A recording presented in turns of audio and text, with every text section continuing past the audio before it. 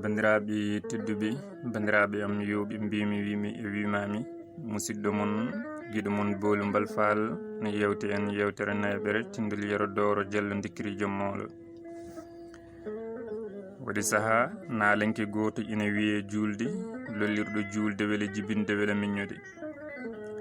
E on saaha julde ina dari hakkude cakatagal mum, ina joli, ina nawdi ngari e ƴiƴam, mbaadi e yontede, timmude e tagade, silade e ley silade, wawde yimde amde, welde dande e mandade, lollude e wawde lollinde, so manore so yennore. Darande makko tan ina foɗando mo yiɗɓe ala ko haalinde o yimi walla o ami. Nden o nani hammadi hatti nalankoɓe ɓe fof yimde ɗon e wuro he, o ummi gure goɗɗuɗe, o ari ngam ittude komte hammadi ɗe, o holla ɗum ala ko wawi e nalankagu ngu nodditto ngu. O jippi gorko ina wiye Dulo, ko galo tedduɗo. Ndeke cuuluji hammadi tini garal julde, ɓe jeehi nangoyde mbo hadaye.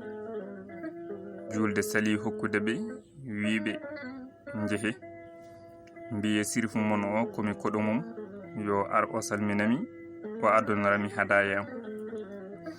Ɓe kooti ɓe kalani hammadi. Nden hiiri dikkiri ñanti tekke mum, haɓɓi lefol boɗowol ettinde, ɗisi hen sige ndaw, ngati jardugal mum, soomi e cooloji, ñañoji ina cawdi ɗum, ina nangoya hadaye mum to julde. Sarif ina yaɓɓa, ina daɗɗita, ina ñaaƴa haa ɓe jotti. Julde ummi dari totti hammadi jungo, eɓe calmodira. Ñañoɓe ina ndasa juuɗe e tufde ɓurde welde. Nden julde yi o Sirif e rewɓe e mum, o tawi kamɓe fof ala hen jottiɗo duuɓi nogas, kono ñañoji mabɓe ɗi ina ɓendi eɗi beeli ha ɓurti. Kono hankadi o haali ko addi mbo yimɓe fof nani. O wawa ruttade e kongol makko, o dondi e jalkidde ɓe, o ronki nangude hoore makko e jaleede e ñantugal hammadi ngal. Kono embo andi ko nguɗo cuus gaccagu nalanke jogorɗo wonde o ummottonde lolla. O wi ko an woni Sirif o. Hammadi wi ko min woni dikkiri jommolo Sirif wuro ngo, garmi ko salmindema e ɗaɓɓude hadaye am. Julde jali, wi min noon ko nangudema hadaye ittimi gila gure amen.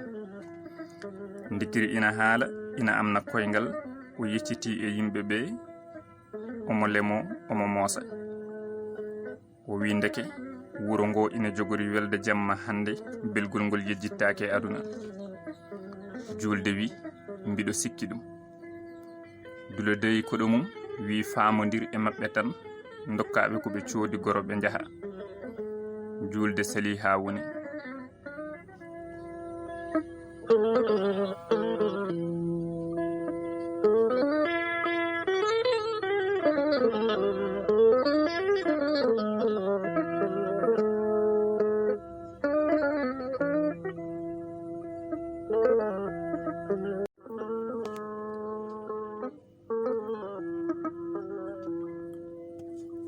Ciirɗeli ndawi, ɓe mbi tawde o jogii ko ñañowo gooto, enen mbaɗen ñañoɓe tato, cuɓoɗen bacce aali e galo mbondi e geelel guurowo ɓuri wawde ñañje.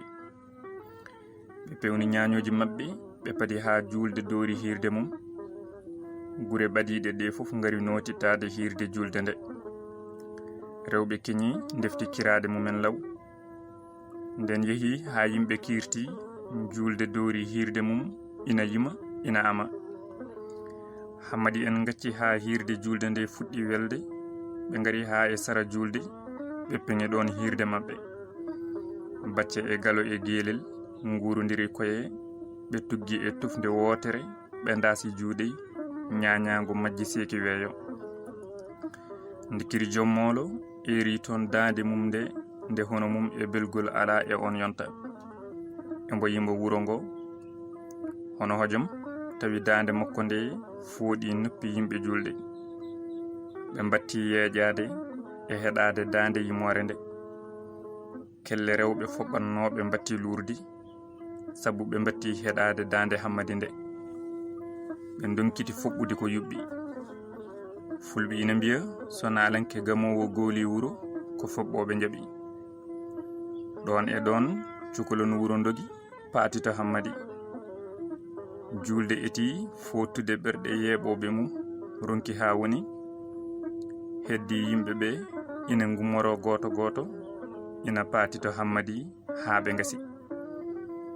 Heddi julde e ñañoɓe mum e yimɓe galle tan ina jooɗi.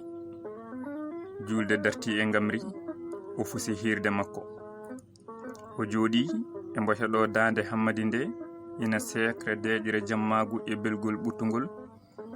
Ina jenga tan dande nde ina ɓeydo towde e welde. Ɓe pooli julde poolgu bongu nde wen doginta tawi o dogi o ɓenni gure goɗɗe. Ɓe cikki ma julde yennu wuro ngo. Hammadi wi so o yennigo mami yennubo jennol o wonta jaro hunde aduna ala ko haali e naalan kaagu ngu o nodditto ngu. Nguɗo poolgu nana e leydi he fof wonde Hammadi fooli julde. Ko ɗo ñeñɓe e naalankoɓe fof kulti Hammadi. O tabitini hoore makko e nder ñeñɓe e naalankoɓe. Garɗo e diwan he fof koma famodira e makko. Wonti jombajo fof mo Hammadi arani dewgal mum wayata ɗum kono waɗanaka yangeni. Hawri e ɗin duuɓi nguure ina heewi e leydi he ete ina weeɓi. Pittali ina belti ɓerɗe ina pooɗani weltare. Leydi fof ko suroji e duusoji.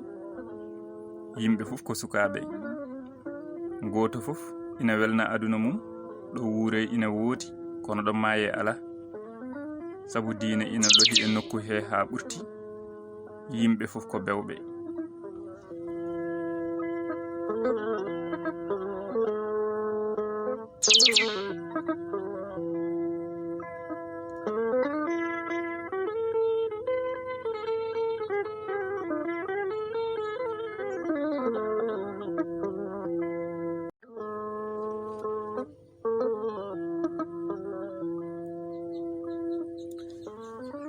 Waɗi goto e ñalawmaji weltare huɓtidini leydi ndi fof no cinsiñƴi nangue kuɓtinirta jokli ni tumande jomiraɗo hokki amiru mabɓe ɓiɗɗo. Nde wonno o leeli dañde ɓiɗɗo ha o fifti dañde ɓesgu caggal ɗum Allah weltinirimo ɓiɗɗo. Yiɗɓe e bandiraɓe e sehilaɓe fof beltodi e makko. No oɗo bela foti mawnude moƴƴuɓe leydi ɓe fof ngari hawridde inde nde ngam weltanade amiru. O hirsi gay e jawdi ha heewi rewɓe amiru nelani Hammadi. Nden Hammadi heeɓi nduɗo noddandu ɗum mawni e makko sanne sanne. O welti ha ɓurti embo yaha embo miijo. Min Hammadi rewɓe amiru nelanami yomi ar mi hawrey inde ɓimumen. Min Hammadi haydamude galle amiru gudditama yeeso am mbiɗo jaɓɓe e o galle. Joni dey ɗum yoni seeda yiɗedemi e wondemi naalanke mawɗo. Yo ñeñɓe e naalankoɓe nden koye mumen so ina jiɗi hisde. O mooɓi cooloji makko, o wakki hoddu makko e ñañoru makko, o yehi hawri toyde e inde he. O ari o ñalli hoɗande amiru e moƴƴuɓe leydi arɓe tawtorede oɗo bela. Nden hiiri rewɓe amiru ɗabbi yo Hammadi waɗanɓe hirde. Hammadi wi mami waɗan on hirde mi yima mi ama ha wela. Mi ñaago Allah yo wurnan amiru amen oɗo ɓiɗɗo barkinana ɗum hokka ɗum miñiraɓe rewɓe worɓe. Hammadi doori hirde mum. O fuɗɗori yimde rewɓe amiru. O amani ɓe rewɓe wuro ina caata mbo kelle e mbo leewo o wi buletam.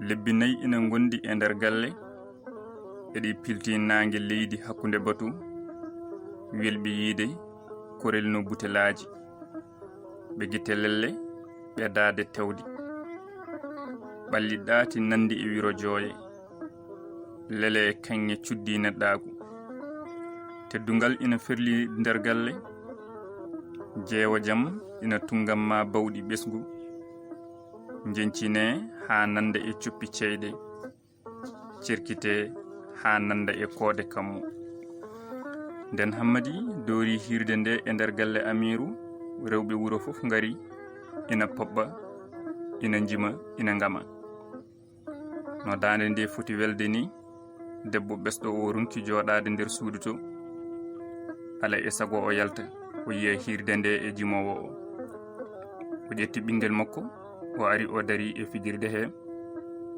rewɓe Amiru tata woɗɓe ɓe fof ngari cawndimbo Hammadi yi tiggoyel ngel ina sooma e tekke o andi ko ngel ɗo inna hande o wayliti sawru mbaggu e mbo yimo tiggoyel ngel yo rewɓe ɓe jaɓan mbo ina mbiya e keccel laaɓa juuɗe e mbo ama rewɓe ina poɓɓana mbo o toƴƴidande e keccel laaɓa juuɗe so a yonti nadde jangde gaddaneɗa paɗe tuuba gaddaneɗa wutte moƴƴo naweɗa jangirdu laamu janga toon bindi mawɗi aɗa jaabo namde ceerno mbiyeɗa almudu moƴƴo ha gayna jangde maɗa ha jalta gando mawɗo sa yalti jangguinowo darna jangirde kewɗe majjere doga yalta leydi sa yaari konin kaagu ndena hoolare leydi kono yima fondo koyɗe jebbo jamiroje maɗa so a yaari gando remru golla ha nguura heewa masiŋaji ina jarna leydi ilna baltirɗi juɗɗe ɗi juppira bange maayo ɗi juppoye jeeri mawdi ngalu heewa ha nguure weeɓa basal doga yalta leydi sa yaari doktoraku ndiwa ñabbuji bonɗi sa yonti wonde lamɗo mataw aɗa heewi yiɗɓe so a haali yimɓe poɓɓa ñagonoma judde balɗe jomam woto soyni jikke yo a jaabo ko ñaagi mami mbiyene kam amin mbiyene kam amin mbiyene kam amin ɗum noon bandiraɓe tedduɓe ko ɗo wonɗo jiɗɗen yowirde so jomiraɗo newni hande ñalande arta yo Allah rokki en wuurde e wuurdede sellude e sellirede gonen e jaam ndumoɗen hen